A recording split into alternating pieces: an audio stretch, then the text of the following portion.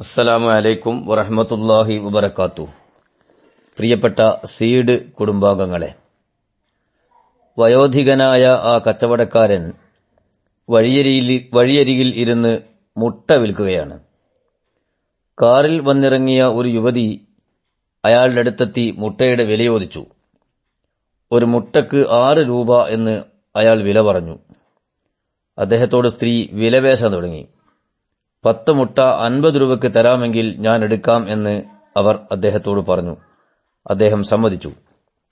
മുട്ടകൾ പൊതിഞ്ഞു നൽകുന്നതിനിടയിൽ അദ്ദേഹം പറഞ്ഞു, ഇന്ന് ഒരു മുട്ട പോലും ഞാൻ വിറ്റിട്ടില്ല. ഇത് എന്റെ ആദ്യത്തെ കച്ചവടമാണ്.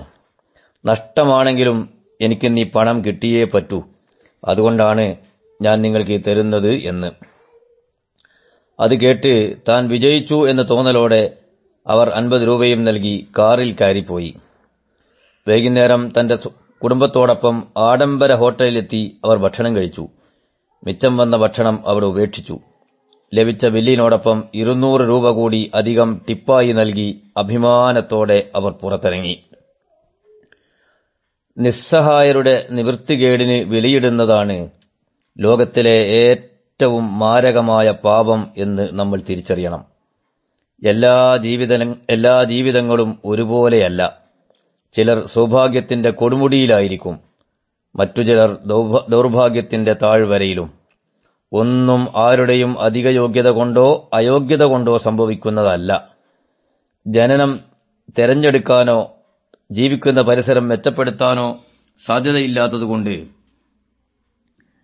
നിസ്സഹായതയുടെ ഒറ്റയടിപ്പാതകളിലൂടെ നടന്നു നീങ്ങാൻ അവർ വിധിക്കപ്പെട്ടു പോയത് മാത്രമാണ്. അവനവന്റെ ജീവിതത്തിന്റെ മെച്ചപ്പെട്ട സാഹചര്യങ്ങളിൽ നിന്ന് അവരന്റെ ജീവിതത്തിന്റെ ന്യൂനതകളെ പരിഹസിക്കാതിരിക്കുക എന്നതാണ് ജീവനും ജീവിതത്തിനും നൽകാൻ കഴിയുന്ന ഏറ്റവും വലിയ ബഹുമാനം എന്ന് പറയുന്നത്.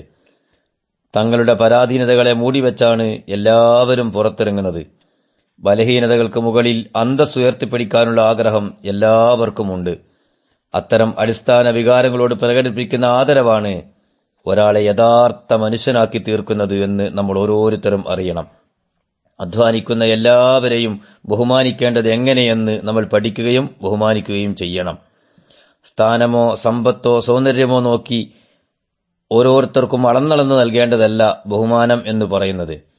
ഓരോരുത്തരും എടുക്കുന്ന പ്രയത്നങ്ങളും അധ്വാനങ്ങളും അവർ അനുഭവിക്കുന്ന സഹനങ്ങളും അറിഞ്ഞാൽ എങ്ങനെയാണ് അവരെ അംഗീകരിക്കാതിരിക്കാൻ നമുക്ക് കഴിയുക? അവഹേളിക്കപ്പെടാതിരിക്കാനുള്ള അവകാശം എല്ലാവർക്കുമുണ്ട്. ഒരാൾ അർഹിക്കുന്നത് എന്താണോ അത് നൽകാതിരിക്കുന്നതാണ് അയാളോടുള്ള ഏറ്റവും വലിയ അവഹേളനം എന്ന ഓർമ്മ നമ്മുടെ മനസ്സിൽ എപ്പോഴും ഉണ്ടായിരിക്കണം.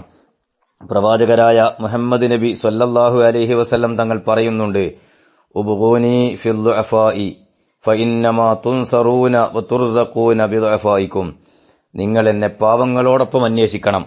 കാരണം നിങ്ങൾക്കിടയിൽ പാവങ്ങൾ ഉണ്ടായതുകൊണ്ടാണ് നിങ്ങൾക്ക് അല്ലാഹു ഭക്ഷണം തരുന്നതും നിങ്ങളെ അല്ലാഹു സഹായിക്കുന്നതും. അസ്സലാമു അലൈക്കും വറഹ്മത്തുള്ളാഹി വബറകാതുഹു.